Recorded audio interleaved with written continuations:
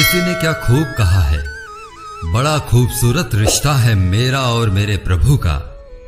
मैं ज्यादा मांगता नहीं और वो कम देते नहीं। जय श्री कृष्ण मित्रों, जहां मिलते हैं आपको ज्ञानवर्धक, आध्यात्मिक और प्रेरणादायक वीडियोस। आप सुन रहे हैं श्रीमद् भगवद गीता की एक शानदार सीरीज जिसका नाम है भगवद गीता की सीख। और आज हम जानेंगे कि श्रीमद् भगवद गीता के 9वें अध्याय से क्या सीखा जा सकता है। इस वीडियो में हम बात करेंगे 9वें अध्याय के सार की, बहुत ही सरल भाषा और आसान से शब्दों में। अगर आप इस चैनल पर पहली बार आए हैं तो चैनल को सब्सक्राइब जरूर कर लें। श्रीमद् भगवद गीता के 8वें अध्याय में हमने जाना कि भगवान क्या है और उनको कैसे प्राप्त किया जा सकता है। देवता कौन होते हैं, यह संसार कैसे चलता है और क्यों हमें आज ही कठिन परिश्रम में लग जाना चाहिए। श्रीमद् भगवद गीता के 9वें अध्याय में हम जानेंगे कि भगवान की परम महिमा क्या है। जब हम अलग अलग देवताओं की पूजा करते हैं तो उससे क्या होता है? क्या एक पापी भी भगवान की भक्ति कर सकता है? और मनुष्य जीवन का परम लक्ष्य क्या है? तो चलिए विस्तार से जानते हैं श्रीमद् भगवद गीता के 9वें अध्याय से मिलने वाली सीख और शिक्षाओं के बारे में। 7वें और 8वें अध्याय में भगवान श्री कृष्ण ने भक्ति को योग प्राप्त करने का सरल साधन और योग की उत्तम पद्धति बताया था।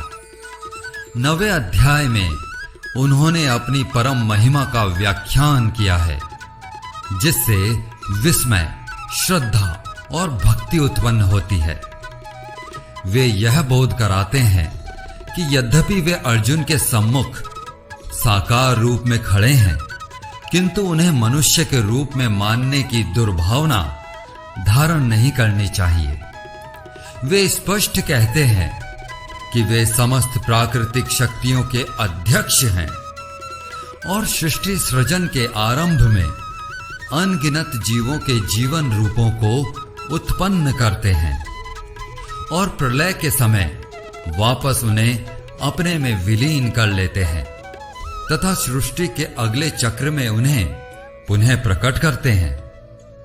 जिस प्रकार से शक्तिशाली वायु सभी स्थानों पर प्रवाहित होती है और सदैव आकाश में स्थित रहती है, उसी प्रकार से सभी जीव भगवान में निवास करते हैं। फिर भी वे अपनी योग माया शक्ति द्वारा तटस्थ पर्यवेक्षक बने रहकर इन सभी गतिविधियों से विलग और विरक्त रहते हैं। केवल भगवान ही आराधना का एकमात्र लक्ष्य है। इसे स्पष्ट करते हुए भगवान श्री कृष्ण विभिन्न प्रकार के हिंदू देवी देवताओं की पूजा के मिथ्या भ्रम का समाधान करते हैं। भगवान सभी प्राणियों के लक्ष्य, सहायक, शरणदाता और सच्चे मित्र हैं। श्री कृष्ण दृढ़ता पूर्वक कहते हैं कि वे न तो किसी का पक्ष लेते हैं और न ही किसी की उपेक्षा करते हैं। वे सभी प्राणियों के प्रति निष्पक्ष रहते हैं। यहां तक कि अधम पापी भी यदि उनकी शरण में आते हैं तब भी वे प्रसन्नता से उनको अपनाते हैं और उन्हें शीघ्र सद्गुणी बनाकर पवित्र कर देते हैं। वे वचन देते हैं कि उनके भक्त का कभी पतन नहीं हो सकता। अपने भक्तों के हृदय में आसीन होकर वे उनके अभावों की पूर्ति करते हैं और जो पहले से उनके स्वामित्व में होता है वे उसकी रक्षा करते हैं। इसलिए हमें सदैव उनका ही चिंतन और आराधना करनी चाहिए तथा मन और शरीर को पूर्णतया उनके प्रति समर्पित कर उन्हें अपना परम लक्ष्य बनाना चाहिए। 9वें अध्याय के प्रथम श्लोक में भगवान श्री कृष्ण कहते हैं कि हे अर्जुन, क्योंकि तुम मुझसे ईर्ष्या नहीं करते, इसलिए मैं तुम्हें विज्ञान सहित परम गुह्य ज्ञान बताऊंगा, जिसे जानकर तुम भौतिक जगत के कष्टों से मुक्त हो जाओगे।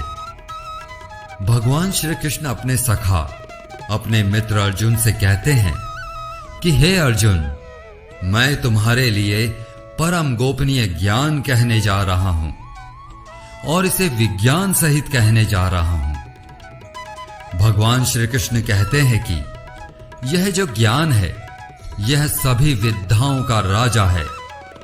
यहां विद्या का मतलब सामान्य शिक्षा से नहीं है। ये वो विद्या है जिसके पास भी ये विद्या आ गई, यह विद्या उसे उठाकर परम धाम मोक्ष तक, निर्वाण तक पहुंचा देती है। अगर आप कभी रिद्धि सिद्धियों में उलझ जाते हैं तो साफ है कि अविद्या जो है वो सफल हो गई, क्योंकि भगवान श्री कृष्ण कहते हैं कि एक बार अगर इस रास्ते पर चल दिए तो बीच में रिद्धियां सिद्धियां भी मिलेंगी, लेकिन उनमें भटकना या अटकना नहीं है। हमें वहां तक पहुंचना है जो हमारी मंजिल है, जो आखिरी छोर है, जिसे परम धाम मोक्ष कहा जाता है। भगवान श्री कृष्ण कहते हैं कि मुझ अव्यक्त स्वरूप में यह सारा जगत व्याप्त है, यानी कि मैं जिस स्वरूप में स्थित हूं वो सर्वत्र है।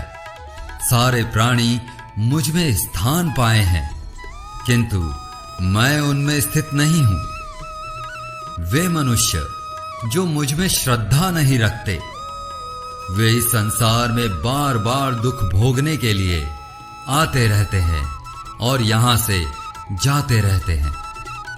मैं ही इस संसार को बार बार बनाता हूं और मिटाता भी हूं।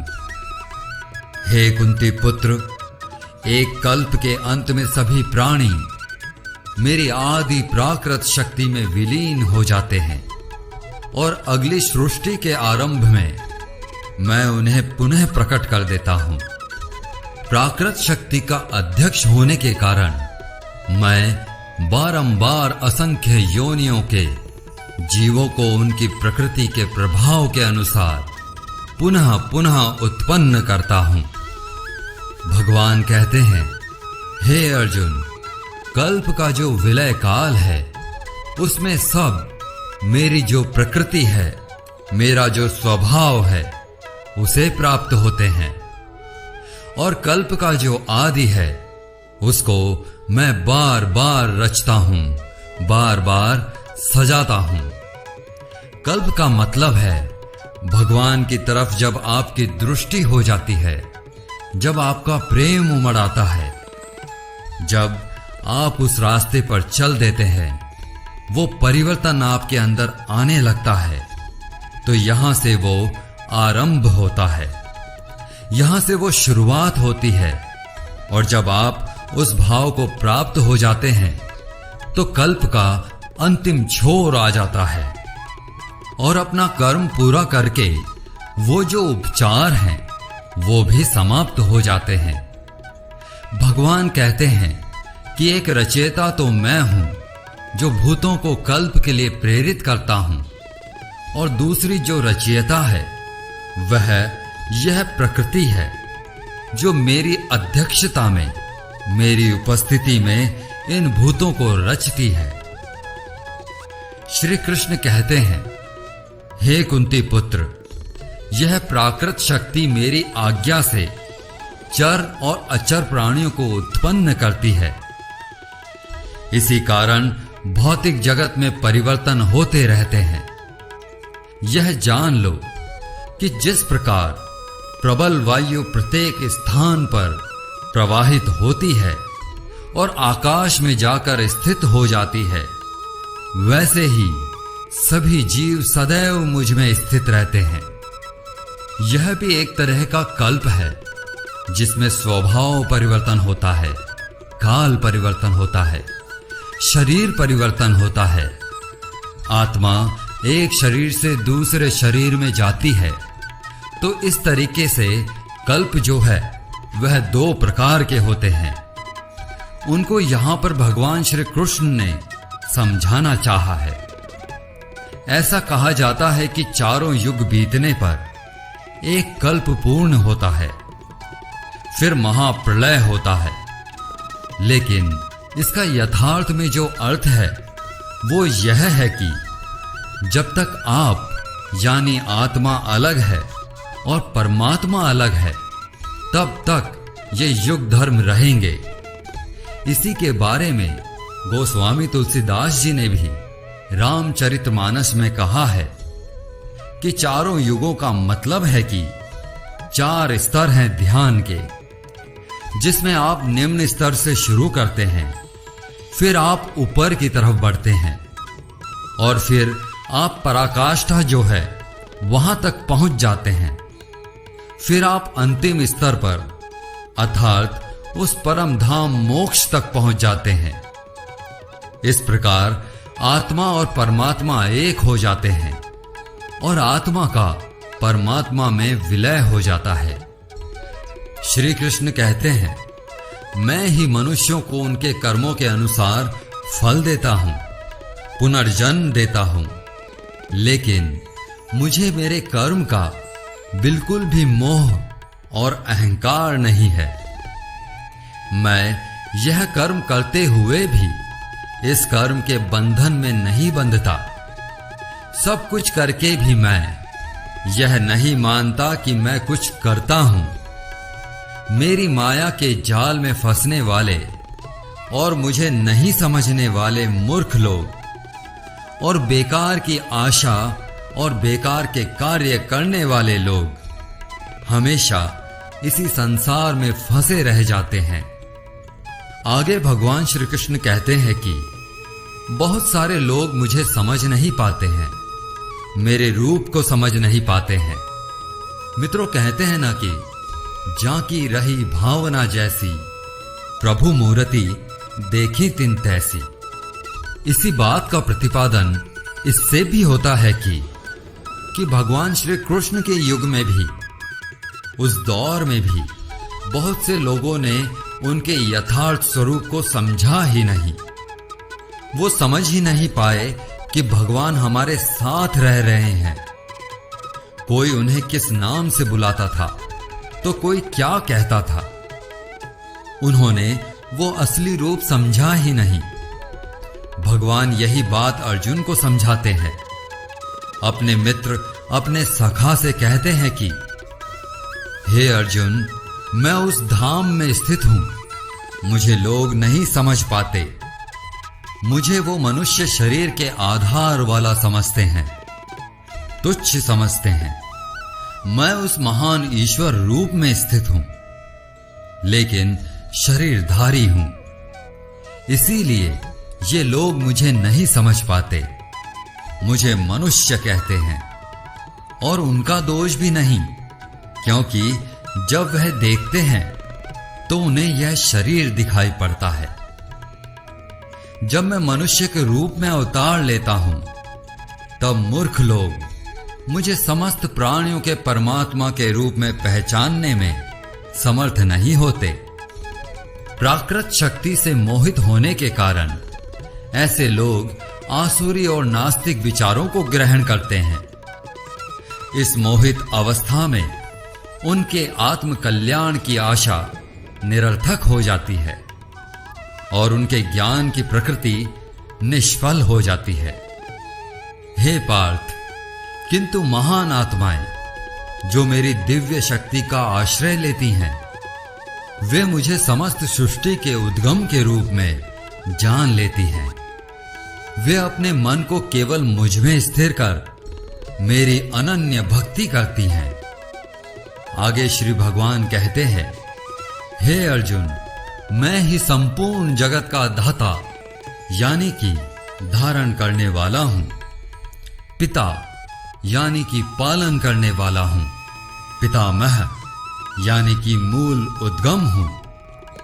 मैं ही वैदिक कर्म कांड हूं, मैं ही यज्ञ हूं, मैं ही पितरों को दिए जाने वाला तर्पण हूं। मैं ही औषधीय, जड़ी बूटी और वैदिक मंत्र हूं। मैं ही घी, अग्नि और यज्ञ का कर्म हूं। मैं ही इस ब्रह्मांड का पिता, माता, आश्रय और पितामह हूं। मैं ही शुद्धिकर्ता, ज्ञान का लक्ष्य और पवित्र मंत्र ओम हूं। मैं ही ऋग्वेद, सामवेद और यजुर्वेद हूं। मैं सभी प्राणियों का परम लक्ष्य हूं और मैं ही सबका निर्वाहक, स्वामी, धाम, आश्रय और मित्र हूं। मैं ही सृष्टि का आदि, अंत और मध्य, और मैं ही भंडार ग्रह और अविनाशी बीज हूं। हे अर्जुन, मैं ही सूर्य को गर्मी प्रदान करता हूं तथा वर्षा को रोकता और लाता हूं। मैं अनश्वर तत्व और उसी प्रकार से साक्षात मृत्यु हूं। मैं ही आत्मा और उसी प्रकार से मैं ही पदार्थ हूं। जो वेदों को पढ़कर स्वर्ग प्राप्ति के लिए मेरी पूजा करते हैं, वे लोग इंद्र के स्वर्ग का आनंद भोगते हैं। लेकिन उनके स्वर्ग के सुख तब तक ही चलते हैं जब तक कि उनके मानव जीवन के पुण्य खत्म नहीं हो जाते। और जब उनके पुण्य खत्म हो जाते हैं, तब उनको वापस इसी पृथ्वी लोक पर जन्म लेने आना पड़ता है। किंतु जो मुझको, मतलब परमेश्वर को ही सब कुछ मानकर अपने कर्म फल का त्याग कर निरंतर प्रेम करते हैं, मैं उनकी न केवल सभी आवश्यकताएं पूरी करता हूं, बल्कि उन्हें सदा के लिए मेरी शरण में भी लेता हूं। देवताओं को पूजने वाले देवताओं के पास जाते हैं, पितरों को पूजने वाले पितरों के पास जाते हैं, राक्षसों को पूजने वाले राक्षसों के पास जाते हैं, और मुझे मानने वाले सदा मेरे पास आते हैं।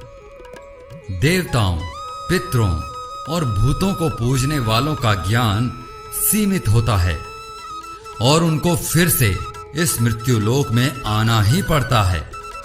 इसलिए अर्जुन, तू भी अगर कुछ खाता है, दान करता है, तप करता है और कर्म करता है, तो मुझको ही अर्पण करके करना। इस प्रकार से तू मुझको ही प्राप्त हो जाएगा। मेरे लिए प्रिय और अप्रिय सब बराबर हैं।